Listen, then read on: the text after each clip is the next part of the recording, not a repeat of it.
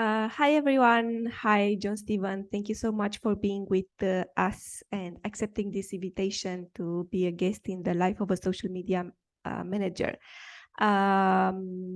Before to dive in and discuss the challenges, the good, the bad, and the ugly of a social media manager, can you tell us a little bit about yourself? Yes, of course. First of all, thanks for having me. I'm really excited to be here and get to talk. I always love to talk shop. My name's Jon-Stephen Stansel.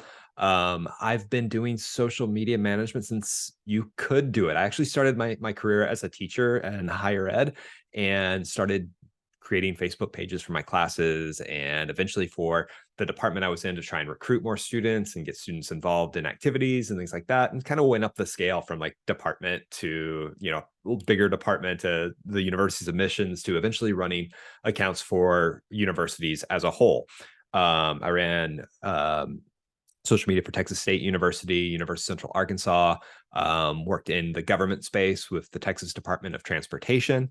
And during the pandemic, I left higher ed to pursue going freelance and found myself in the entertainment industry of all places, running social media for Amazon Prime Video's animated series Invincible, and working on a few comic book properties like the Image comic Radiant Black, and several others. And last November took a full-time job with Chaotic Good Studios that does franchise management, mainly focusing on sci-fi and fantasy properties, and am director of social media for them. Good. So right now, you are working as a director of social media at Chaotic Good Studios. Can you describe this title? Maybe how your days look like? Yes, of course. And I think I'm going to add my voice to the chorus. I've listened to several other episodes, and it's a very common theme is, no 2 days look alike for social media managers. And I've got to agree with that. But for me, that it's so important to have solid routines, because as a social media manager, your day can be thrown into chaos at a moment's notice, and having those routines built in place can really provide some structure and actually not only help your productivity, help your mental health as well. Yeah. I am a firm believer of today began yesterday. So my most important routine is my end of day routine, where, as the day's ending, I give myself about 20 minutes to plan my next day, look at my calendar, make my to-do list for tomorrow, put all of my files away, get the things out, open the tabs I'm going to need first thing in the morning. And that way, when I start my day, I'm not going, okay, what do I need to do? Where do I need to be? I already have that in place, and I can kind of have a focused morning routine. It's really helpful because I do work remotely, and I'm in a different time zone than most of my colleagues who are in LA. I'm 2 hours ahead of them. So when I start my morning, they're still asleep. So I've got some good, quiet, focused time Yeah. before the Slacks and all emails start rolling in. So I can kind of do the deep focus strategic planning work before the day sort of shifts into, okay, what are the immediate needs for today? So having that structure in place and those kind of a end of day and beginning of day routine really helps me a lot. So like I said, no 2 days are the same, but at least I have those kind of foundations in place Yeah. that kind of bookend and provide structure for my day. Yeah. And maybe it helps that you are working in different times with your colleagues, because you have a slot of 2 hours where you can focus on the important things for you. Exactly. That's a huge help. Yeah. Uh, if you have to talk about social media strategy, what are some key elements that everyone should know when creating a good social media strategy? Goals before anything. Like number one thing, like what are the goals for the social accounts? We all kind of agree, especially as I'm working in the entertainment industry on like film and television properties, like you've got to have some sort of social presence, but why? What are you hoping to accomplish with that? Is it engage the fans? Is it build trust? with the fans? Is it getting the fans to take action and create user-generated content, and various other elements? Of course, like overall, like watch the show, right? But the main thing is what are our primary goals, and from that we want to extrapolate, and that's where you build the rest of your strategy. Like, who is your key audience? What sort of content? What's your tone of voice going to be that fits and matches? I think a lot of the first impulse is like, oh, we want to be fun, snarky, and all of that, but maybe that's not the best to meet our goals and meet our audience. So more than anything, like everything follows after goals. Mm-hmm, mm-hmm. Yeah, yeah. I think, as you said, goals. I would like to add that something else here is that goals, and also knowing your audience, because I think it's pretty important to know that who are talking with, who is your audience, where is your audience, because maybe your audience isn't on TikTok and maybe it's still on Facebook and stuff like that. So make sure that you know where is your audience and on what platforms. I agree 100%. I think there's a tendency to like go for the new shiny thing, like, Yeah, okay, oh, TikTok, we've got to be on TikTok. But is your audience there, and does your audience yeah, want you to be there, right?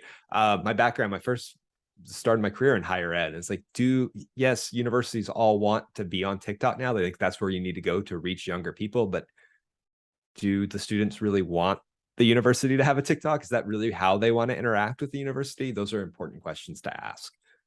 yeah, yeah, true. If someone wants to become a social media manager, what are the most important skills they need to develop?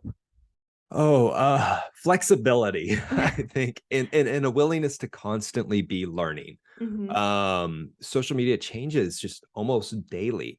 So professional development, like we talked about routines, like part of my end of day routine is reading over all of the changes that are happening and the latest trends and news, listening to podcasts like this, and getting ideas from other social media managers, and always be learning. What worked when I started doing social media, way back in the day, like even before TikTok, when Instagram was still emerging and new, those things that I did, and I look back on them like, that would never fly and work today. So you constantly have to be learning, that the education never ends. So I would recommend anybody looking into going to social media is just constantly be willing to be flexible, be willing to change, be willing to say, yes, this worked yesterday, but it's not going to work tomorrow. Yeah, and I think you be willing to be comfortable to be in front of a camera. That's a new thing too, right? And Yeah, I don't think that's an absolute requirement, but it sure does help. yeah, Or at least it kind of goes back to also, like, a social media manager fills so many roles without, you're kind of a jack of all trades, master of none. So you need to know graphic design, you need to know videography, you need to be on camera talent in a pinch. I don't think those things are a social media manager isn't a replacement for a graphic designer, because I've worked with trained graphic designers and copywriters and videographers. I can fill all of those roles, but a full-time position that can do that will do it a million times better than I yeah, can. yeah, But I know enough about those that, one, I can step into those roles as needed, and two, I can speak the language when I'm working with a yeah, videographer and not just, or a graphic designer, and not just give them vague yeah. feedback like make it pop, right? Yeah, yeah, true that. So it's very important to have maybe some basic knowledge about copywriting, some video editing, to know the trends, to know what to ask from the teams you work with. Exactly. So how would you describe social media today? Oh, that's it's one of those, it depends on what day you ask me questions.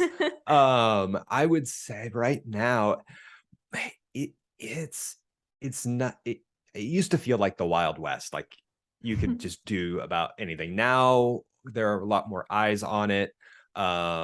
there's a few more limitations of what you can get away with as far as like legal and like what, what your CEO is seeing and allowing you to do.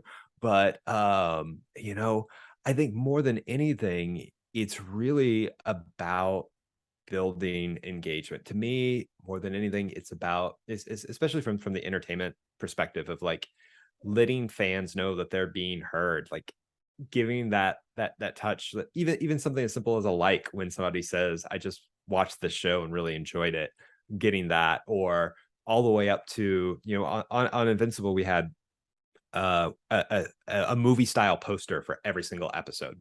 And we noticed we had one fan, every time we put up the poster before the episode, he would say, it needs more Alan. Alan the alien was a fan favorite character. And none of the posters really featured him yet. It was kind of a small part. He was voiced by Seth Rogen. And towards the end of the series, we knew he was going to ask this question. So we made extra posters where we photoshopped Alan into the official poster, even though he wasn't in it, and just replied to him like, here's your Alan poster. Here's your Alan poster.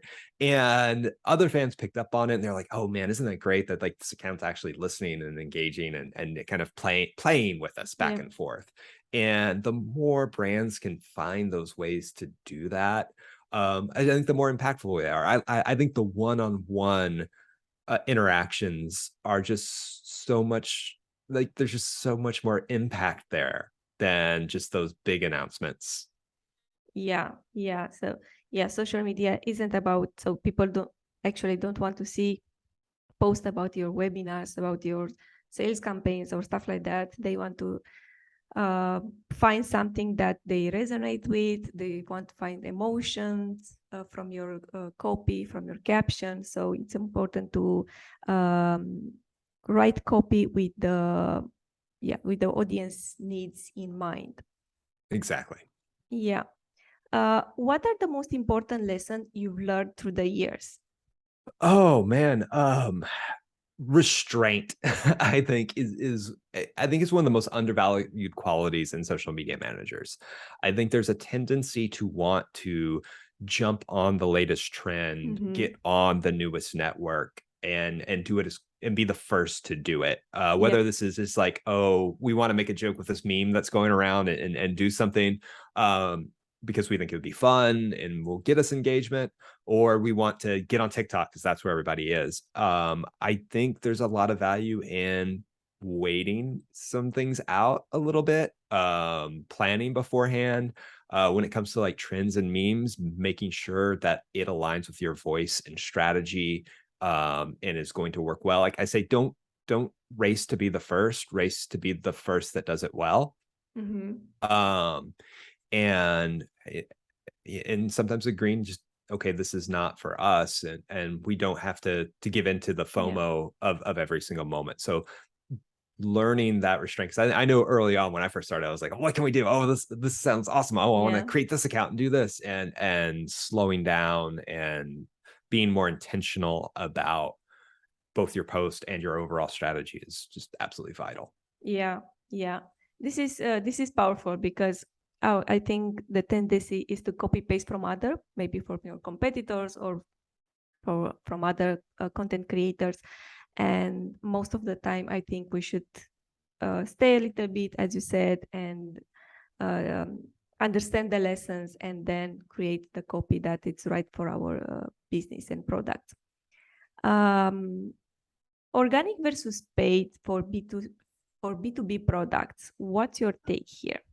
Oh, this is a controversial topic. There's a lot of argument and debate about organic versus paid, and is organic social dead? I do not think it's dead. I think you need both. The organic social isn't dead; it's difficult, right? You need a combination of the two, and you need them working together and complementing each other. You don't need your paid social posts in a completely different voice than your organic ones, and the organic is the long game, right? You have to say like, okay, if I'm not seeing results now, it may be 6-7 months out, it may be a couple years down the line before you see results with organic, but you have to keep plugging away at it because it does have value. And then the same with paid. You've got to have a good combination of the two. I don't fall into either camp. I work more in organic, so I do Mm-hmm. kind of but also I see like that's sometimes where the magic is. We were talking about replying directly to Yeah. our audience, and that's all coming from organic. And sometimes those little Yeah. organic seeds that you plant don't grow until way down the line, but they will. Yeah. So yeah, this is I'm also an organic.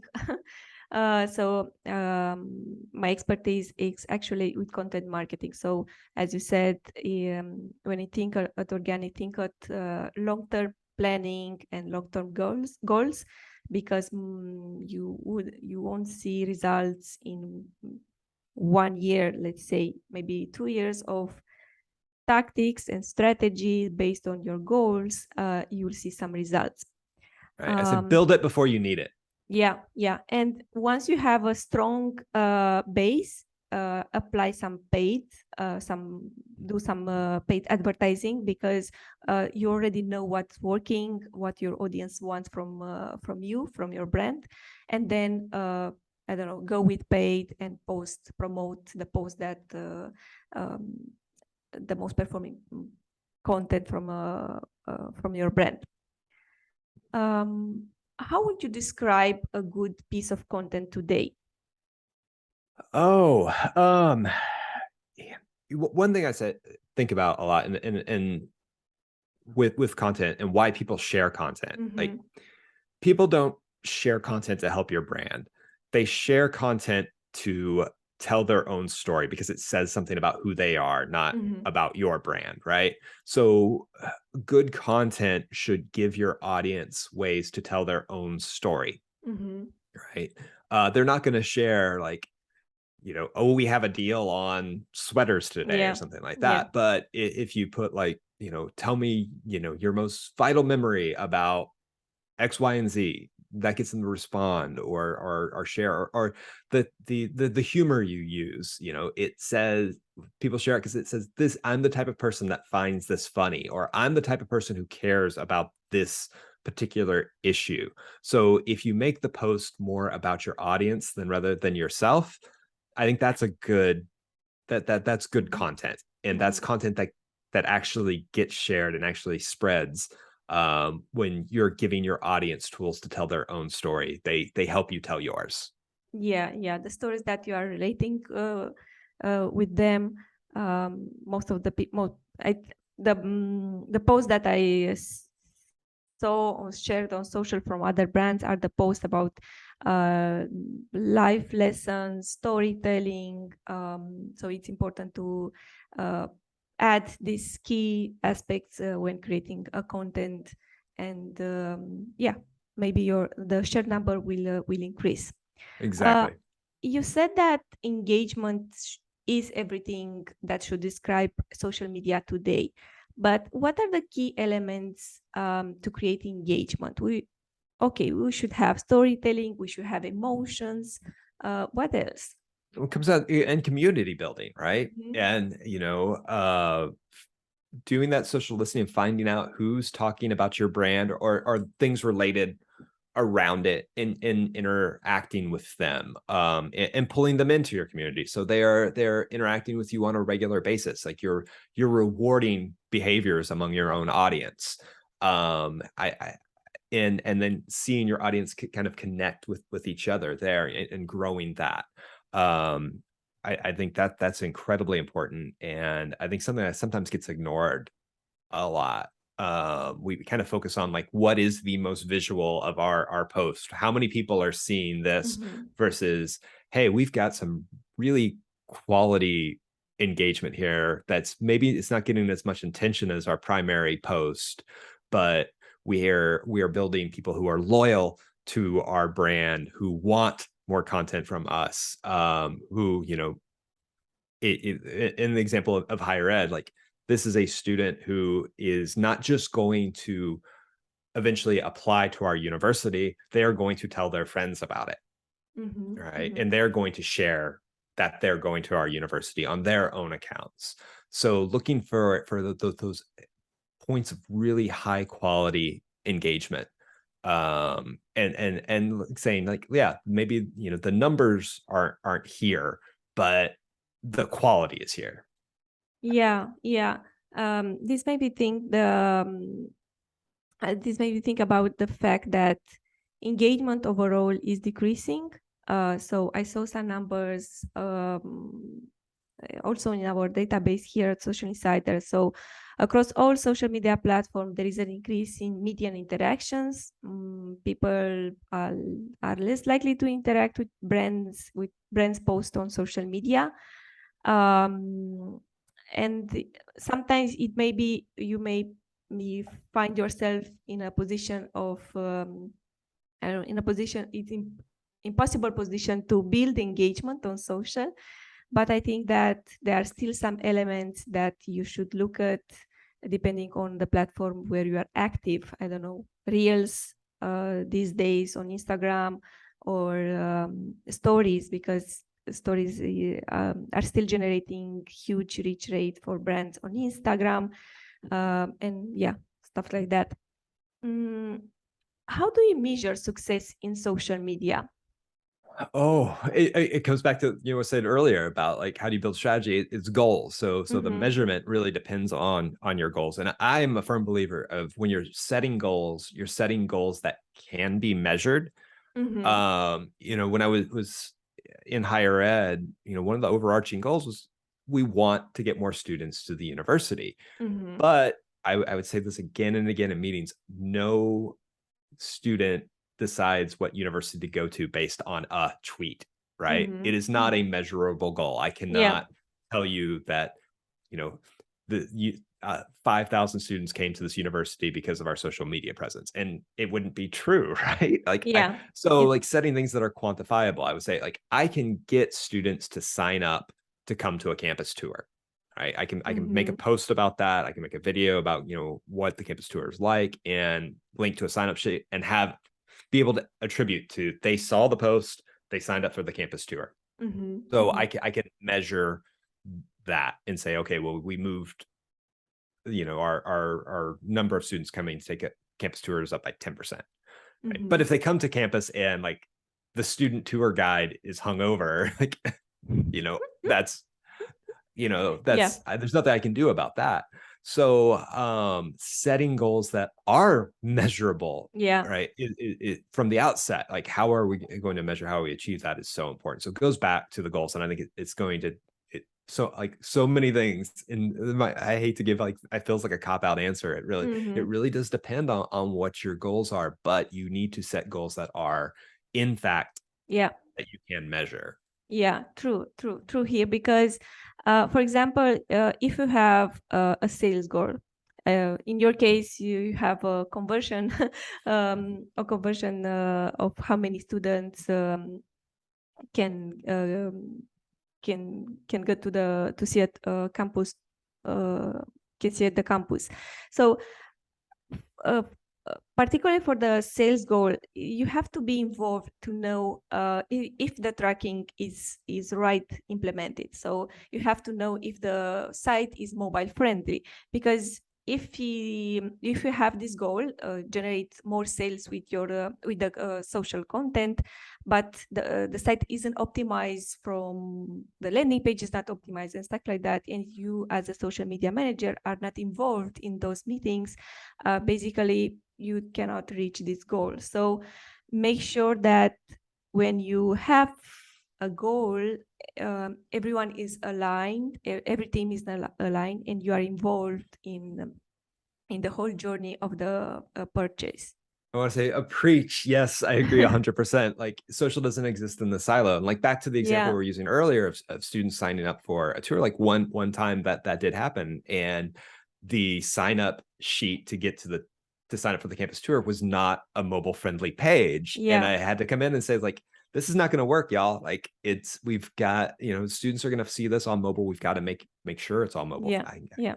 You know, so social media can't exist in that silo. We've got to be in those Yeah. meetings. We've got to be a part of that thing. And all we kind of tangentially touch so many areas, Yeah. that, yeah, it's so important that we do all of those things. Yeah, yeah, and in this way, I think that's why social media means engagement and not sales. So you shouldn't measure success in social media just how many sales you've got.